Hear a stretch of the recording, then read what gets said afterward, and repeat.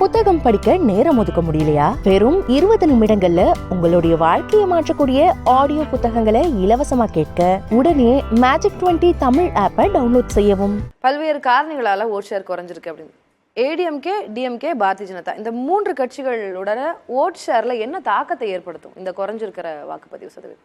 இல்லை, இந்த குறைஞ்சிருக்க வாக்குப்பதிவுனால பெரிய தாக்கம் இருக்கும்னு நான் நினைக்கல. ஏன்னா ஏற்கனவே கருத்து கணிப்புகள் எல்லாம் சொல்ல மாதிரி திமுகவுக்கான வெற்றி வாய்ப்புகள் அதிகம் அப்படின்னு தான் நான் நினைக்கிறேன். இது வந்து ஒருவேளை மார்ஜின் வேணால் குறையலாம், மற்றபடி இதில் பெரிய மாற்றம் வந்துடும் அப்படின்னு. வழக்கமாக அதிருப்தி அதிகமாக இருக்கும்போது தான் ஓட்டு டர்ன் அவுட் வந்து ரொம்ப அதிகமாக இருக்கும், 80%. எனக்கு தெரிஞ்சு இந்த எலெக்ஷன் வந்து தருமபுரி மட்டும்தான் அதிகமாக இருந்தது. அதுக்காக அங்கே வந்து அதிருப்தி அப்படின்னு சொல்லிட முடியாது. அங்கே வந்து பெண்கள் பெரிய அளவில் வந்து வாக்களித்தாங்க. இப்போது எல்லா இடங்கள்லையுமே இந்த 69%லேயே மெஜாரிட்டி வந்து விமன் ஓட்டர்ஸ் அப்படின்றது தான். ஆனால் எலெக்ஷன் கமிஷன் இப்போ வரைக்கும் நமக்கு அந்த டேட்டா கொடுக்கல, விமன் எவ்வளோ போட்டிருக்காங்க, ஆண்கள் பதிவான வாக்குகள் எவ்வளவு அப்படின்னு கொடுக்கல.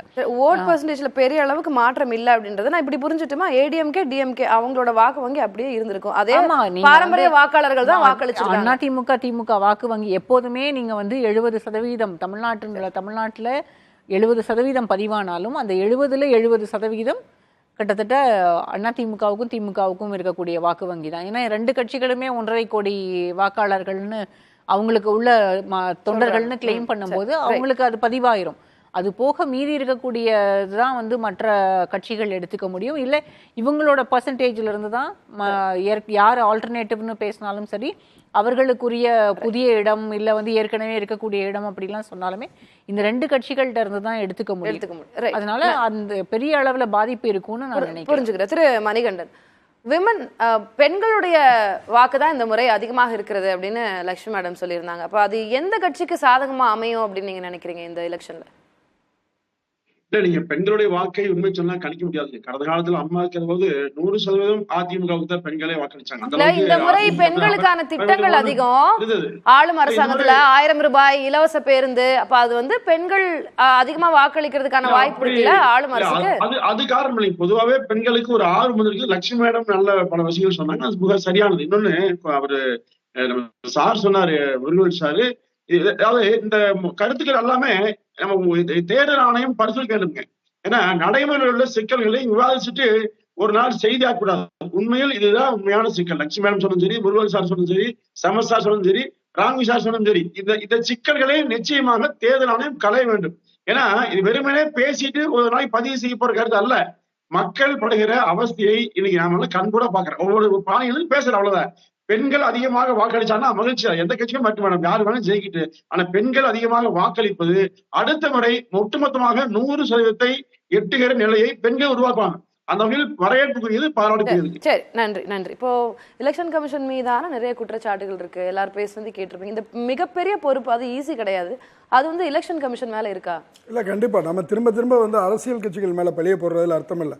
நம்ம என்ன கேள்வி கேட்டுக்கணும்னா, 1 மாதம் 2 மாதம் 3 மாதம்னு அவங்கவுங்க வேலையை விட்டுட்டு அரசியல் கட்சியில் இருக்கக்கூடியவர்கள் இவ்வளோ உயிரை விட்டு வேலை பண்ணுறதுக்கு அவங்களுக்கு என்ன பொருளாதார ரீதியாக நம்ம திரும்ப இந்த விஷயத்தை பேசும்போது கீழேருந்து வரக்கூடிய சமூகங்கள், பிற்படுத்தப்பட்ட சமூகத்திலேருந்தோ அல்லது ஒடுக்கப்பட்ட சமூகத்திலேருந்தோ வரக்கூடியவர்கள், பழங்குடியினர் வரவங்க, இவங்க அரசியல் நோக்கி வரக்கூடியவர்கள், அவங்க ஒரு நாளைக்கு அவங்க வேலையை விட்டுட்டு தான் அங்கே நின்று வேலை பண்ணுறாங்க. நாம் திரும்ப அரசியல் கட்சி செய்யலைங்கிறதுல அர்த்தம் இல்லை. நாம் பெரும் அளவிலான தொகை, நம்ம பட்ஜெட்டில் பெருமளவிலான தொகை அரசு ஊழியர்களுக்கு சம்பளமாக கொடுக்குறோம்.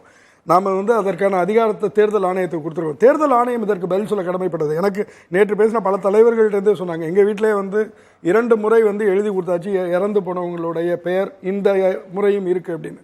அதெல்லாம் அவ்வளோ பெருசு இருக்க முடியாது. ரெண்டாவது, இது என்னென்னா, நீங்கள் தேவையில்லாமல் இப்போ இறந்தவங்களோட பெயர் பட்டியலில் இருக்கிறது, அப்புறம் இந்த மைக்ரேஷனில் இருக்கக்கூடிய விஷயங்கள் இதெல்லாம் கலையாததுனால ஓட்டு போடலைங்கிற மாதிரியான ஒரு பெரிய சுமையும் மக்கள் மேலே நம்ம திணிக்கிறோம். உண்மையாக என்னன்னா, இப்போ உங்களுக்கு ஒன்றும் இல்லை, நீங்கள் ஒரு உதாரணத்தை வச்சுங்க. இப்போ ரேஷன் கார்டு முடிச்சிடறேன். ரேஷன் கார்டில் இன்னைக்கு நீங்கள் கைரேகை வச்சிங்கன்னா தான் உங்களுக்கு பொருட்கள் வாங்க முடியுங்கிற சூழல் வந்தாச்சு.